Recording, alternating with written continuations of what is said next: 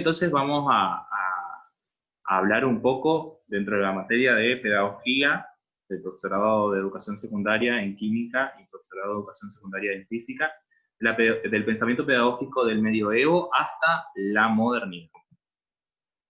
Lo que nos explicaba Ansel Gadotti en su historia de las ideas pedagógicas, ¿sí? Es que hay que tener en cuenta primero algunas características que por ahí el autor no hace mucha mención, que tiene que ver con que la Edad Media es un periodo histórico, un recorte, ¿sí? Que se puede hacer aproximadamente desde el siglo V hasta el siglo XV, ¿sí? Desde la caída del Imperio Romano al occidente, cuando se comienza, el Imperio Romano cae y se vuelve monoteísta, ¿sí?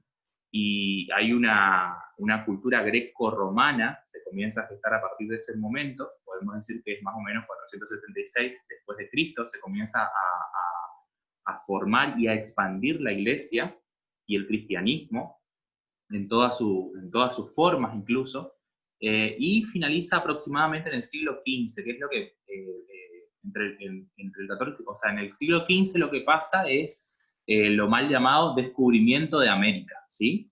Y digo lo mal llamado porque América ya estaba, y no se descubrió absolutamente nada, ¿sí? Y otros hablan de la conquista, y tampoco es una conquista, viéndole, sino que simplemente el encuentro de culturas totalmente distintas, ¿sí?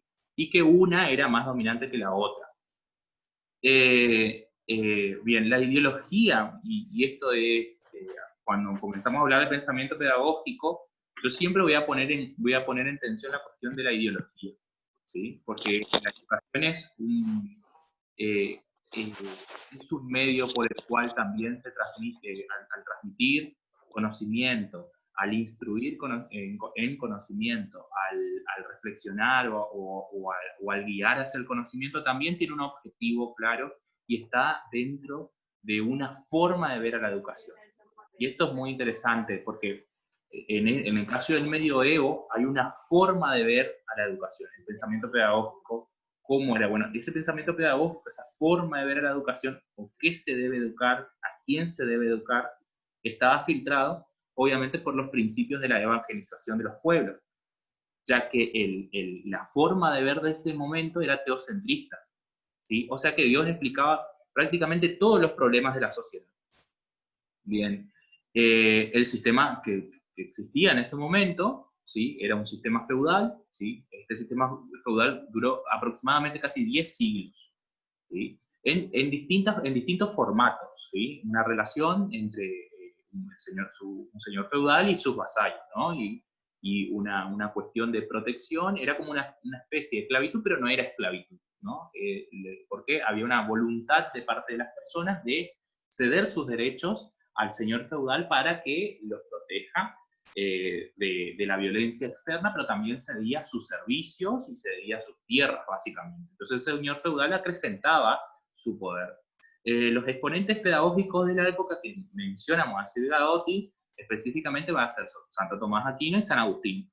Por ende, son de la línea cristiana católica. Bien, dentro de los estudios, así como algunos han puesto en el foro, he visto las imágenes y he leído los comentarios que han hecho, se nota que han leído, digamos, pudieron extraer incluso parte del texto, ¿sí? Estaban dedicados a la gramática, a la dialéctica y a la retórica. Cuando se refiere a la dialéctica y a la retórica, estamos hablando de formas de preguntarse, formas de filosofar, formas de hablar, a la cuestión de la oratoria, ¿sí? Pero también esta era muy limitada. Y después tenía también otro tipo de formaciones, que era la aritmética, la geometría, la astronomía y la música. La pregunta que le hago a cualquiera que se anime a levantar su micrófono y contestar, ¿y esto era para todos? ¿Era para todos o no? No, no era para todos, perdón, profesora. No era para todos, sino para la clase alta nomás. Porque hablaba de que era como una forma de de formarse la clase alta. En cambio, la clase baja, por así decirlo, los vasallos, era lo que aprendían de sus padres nomás, así que lo que iban a aprender de sus padres. Bien.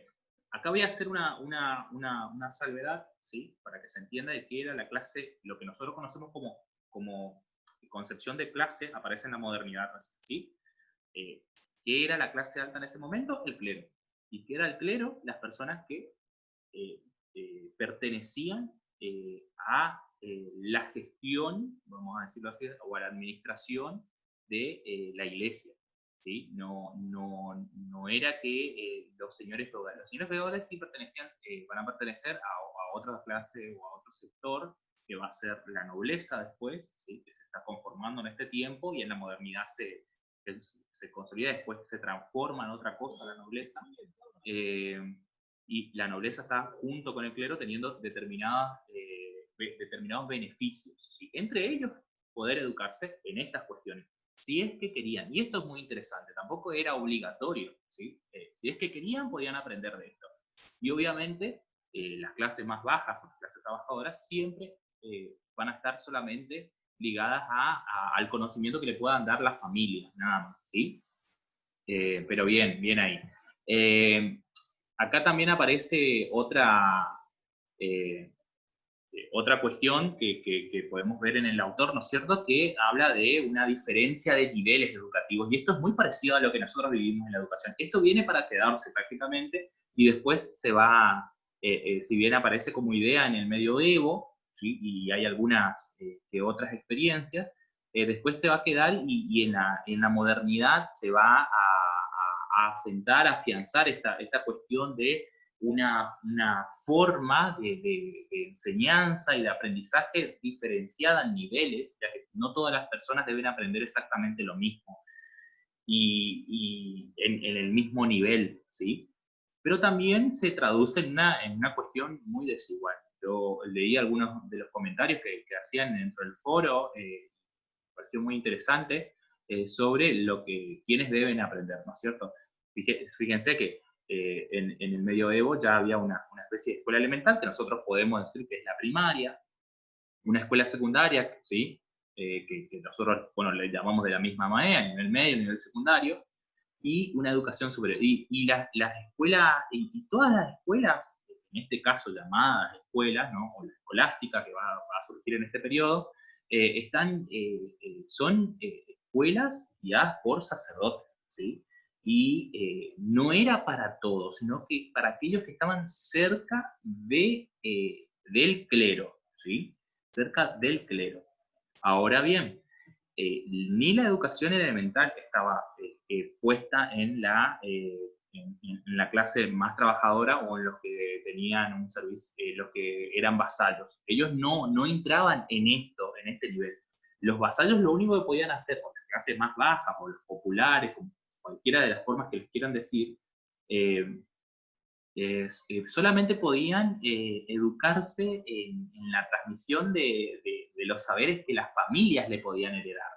O sea que más allá del oficio de la familia no iban a aprender, o más allá del vocabulario de la familia no iban a aprender, y solamente podían aprender aquellos que, por ejemplo, se incursionaban dentro de lo que es la organización del clero, se volvían monjes, se volvían curas, se volvían monjas. Bueno, y ahí está la otra cuestión que lo he visto en el foro, la cuestión de las mujeres, ¿no? Que las mujeres no tenían ningún tipo de forma de poder alcanzar ninguno de estos conocimientos y solamente se dedicaban podían alcanzarlas aquellas que iban a tener esta vocación de servicio, dice en un momento el autor. Una vocación de servicio. Y vocación de servicio, fíjense que estaba muy ligada la concepción de vocación de servicio a las monjas, ¿sí? Al servicio de Dios. Y esto es muy llevado a la docencia después. Fíjense, no, los docentes tienen que tener una vocación de servicio. ¿Perdón? ¿Qué es esto de la vocación de servicio? ¿No? Una cosa de desinterés total por trabajar, no. Y hoy en día podemos traducirlo, no, existe hoy en día, más allá de la vocación, que puede ser un sentimiento de querer trabajar muy bien, está la profesionalización, que eso es una discusión que la vamos a llevar al segundo cuatrimestre entre vocación y profesión, digamos, o profesionalización, qué es lo que se pone en tensión en ese discurso. Bien, y como le decía, la nobleza podía aprender lo que quisiera, pero por lo general siempre aprendía a ser un buen caballero, ¿sí? Y a hacer ciertos actos que eran propios de ese nivel social, ciertos juegos, a la poesía, a poder luchar, obviamente, porque tenía que defender sus intereses y sus tierras, porque defendían justamente a sus vasallos. Defendía algo decoroso que tiene la historia para contar el sistema feudal. ¿Sí? Bien, y acá, bueno, ustedes pueden encontrar varias ilustraciones sobre cómo era, y también varias películas en donde pueden ver cómo más o menos cómo se vivía en ese momento. Nada más que todas las imágenes son muy románticas, vamos a decirlo. Muestran como una sociedad como más campesina, mercantil, que obviamente iba para ese lado, pero también los vestidos y todas estas cuestiones también tienen que ver con determinados contextos en donde pasaba eso, ¿sí? Y lo que podían aprender también dependía mucho del señor feudal. No siempre habían señores feudales un poco más, con ideas un poquito más libertarias, otros no, obviamente. Siempre este momento, quien elige el conocimiento, lo elige siempre en función de los límites que se le ponga. Yo leía, y el autor también lo dice, la cuestión de las universidades, ¿no? O sea, que los mismos quienes organizan el sistema de pensamiento pedagógico del momento, teocéntrico, o sea, el cristianismo, abre las universidades. Muy lindo. Pero acá hay una cuestión. Las universidades que se abren son universidades, primero que nada, no es abierta al público, tampoco abierta a cualquier tipo de persona de la nobleza, sino que es abierta solamente a los clérigos, ¿sí? Y a los principados y señores feudales. O sea, no era abierto tampoco a toda la nobleza. Esto hay que entenderlo. Y esto, ¿por qué y es muy loco, porque en un tiempo donde se abre la universidad se llama oscurantismo, y bueno, justamente porque el hecho de que se abran las bibliotecas, no es que se abren, sino que se forman las bibliotecas y se guardan ahí todo el conocimiento, tanto aquel que se puede ver como aquel que se selecciona que no se puede conocer hasta la época. Y esto es algo interesante.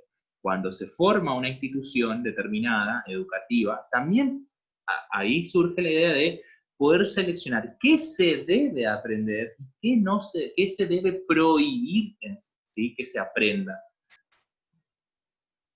En este formato de pensamiento es que van a comenzar a surgir muchas ideas para que caiga esta situación. Si bien el sistema feudal no cae por una cuestión de ideas, sino que lo que hay es una crisis económica y una nueva clase social que va a surgir a partir de ese momento, y ustedes van a ver que comienzan a haber un pensamiento totalmente distinto. A partir de varias situaciones. Una, la cuestión económica, ¿sí? La otra es la cuestión de las nuevas ideas, es decir, a ver, esto no nos está dando solución, vayamos a lo anterior. Y a ese modo de pensamiento se llama renacer, ¿sí? Renacer, el renacer de los humanos, ¿no? La antigüedad que nos enseñaba, ¿sí? Esta cosa de que el humano era, o el ser humano podía explicar las cosas que veía, ¿sí? Esta cuestión de la racionalidad, bueno, comenzaba a haber como un movimiento de renacer de la antigüedad, ¿sí? Dejemos el medioevo, por favor, Dios nos explica todas las cosas, entonces volvamos a lo anterior, pero no todo lo anterior, algunas cosas. ¿Cómo aparece y cuál es la función de esto del renacentismo? Bueno, el pensamiento renacentista, primero que hay una valoración de lo anterior al medioevo, ¿sí? Sobre todas las tradiciones griegas y las tradiciones romanas, ¿sí? Y valoraba muchísimo la humanidad. ¿Esto qué quiere decir? Que lo que buscaba son conocimientos relacionados a intereses del humano. O sea, hay que formar a las personas, o al hombre hay que formarlo, se unen las cosas que les sirvan para respetarse a sí mismos y para poder solucionar sus propios problemas, ¿sí? Una cuestión muy humanista, ¿sí? Surge acá. Y a partir de esta idea surge también todo el pensamiento humanista, ¿sí? Justamente todo está centrado en función de las necesidades del hombre.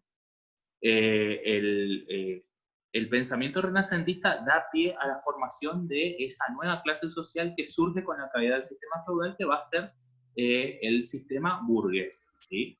Fíjense que si antes, ¿cierto? Si nos vamos un poco a cuestiones históricas que están relacionadas a esto, tiene que ver, por ejemplo, que el medioevo termina, dice, la historia cruel, digo yo, con el descubrimiento de América. En realidad no, no descubrieron América, sino que lo que en realidad descubrieron es una forma de ver al mundo que no era cuadrado, ni lineal, ni se terminaba en un momento, sino que el mundo era redondo. O sea que todos los que nos dijeron anteriormente que el mundo no era redondo, ¿qué pasó? Nos estaban mintiendo. Entonces cae la creencia.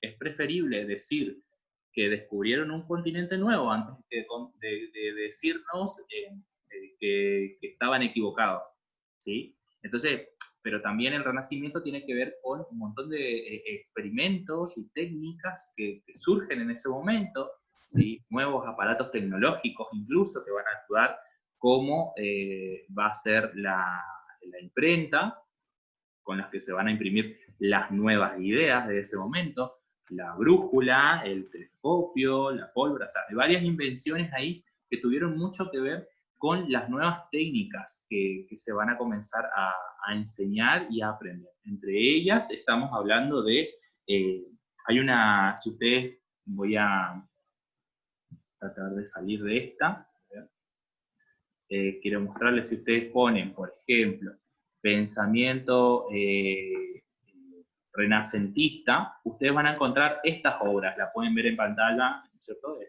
En Google ponen Renacimiento y salen estas obras.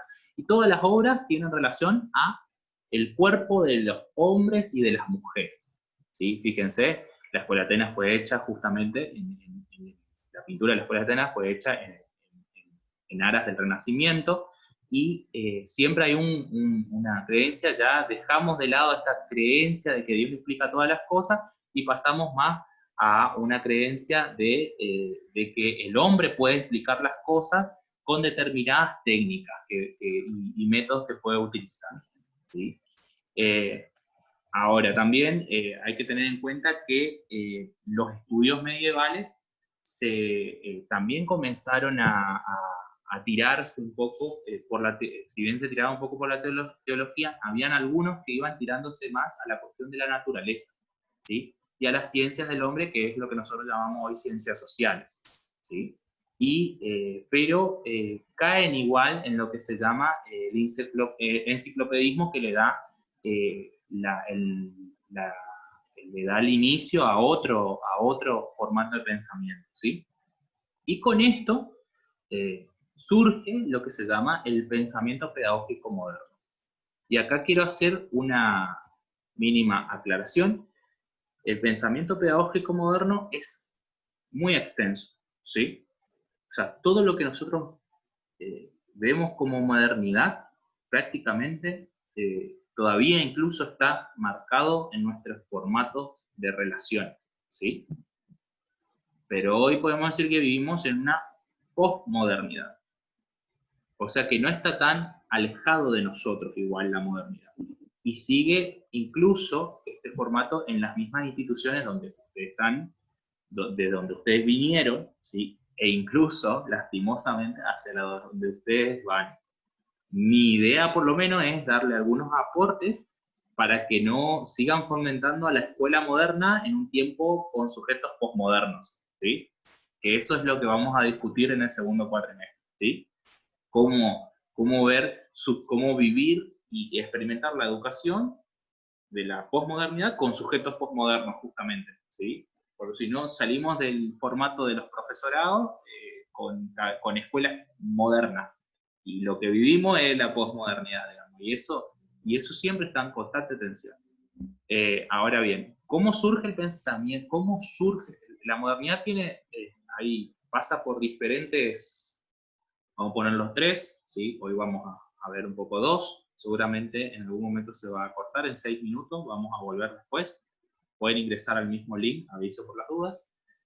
Tiene como tres momentos, ¿sí? El inicio, ¿sí? El inicio que inicia con la caída del sistema feudal y el surgimiento de los estados, sobre todo los estados absolutistas, con los reyes, los monarcas. Después cae la monarquía y surgen las ideas liberales, ¿sí? Con la Revolución Francesa, y después, obviamente, aparece el pensamiento, un pensamiento que va a entrar en debate, que lo vamos a ver en la próxima clase, que tiene que ver con las revoluciones industriales. Por un lado vamos a ver el positivismo y los pensamientos pedagógicos socialistas, ¿sí? Que de ahí es donde quiero sacar para el trabajo parcial, ¿sí? Que va a ser un trabajo. Bien, como le decía anteriormente, cae entre el siglo XVI y el siglo XVIII, aparece una nueva clase social llamada la burguesía. Por eso es que justamente cae el sistema feudal, ¿no? La burguesía son comerciantes, básicamente, y se transforman en los dueños después, en otro momento vamos a hablar de los dueños de los medios de la producción, ¿sí? Pero tiene que ver con esta clase, básicamente. Y se concentra el poder en una sola persona, que va a ser el Estado, pero bajo la denominación de Estado absolutista, que van a ser los reyes. Y a los reyes no les interesa mucho que exista una educación para su población, ¿sí? Para sus súbditos, porque, y acá hay que tener mucho cuidado cuando dicen, la escuela surge la modernidad. No, hay diferentes modernidades, digamos, etapas de la modernidad. En esta etapa, el Estado no le interesa que la población se eduque, porque estamos hablando de enseñarles cosas que podrían atentar en contra del poder. ¿Por qué en contra del poder? Primero que nada porque acá aparecen algunos autores que nos empiezan a mostrar de que quien le da el poder a ese que está sentado en la corona no es aquel que nos puede enseñar la realidad. O sea que el pensamiento pedagógico moderno va tirando hacia el realismo, ¿sí? ¿Quiénes son los que ponen las coronas en la cabeza de esos estados absolutistas? ¿Quiénes son? Los que ponen las coronas en esos estados. ¿Por qué tenían un poder divino? ¿Alguien que se anime?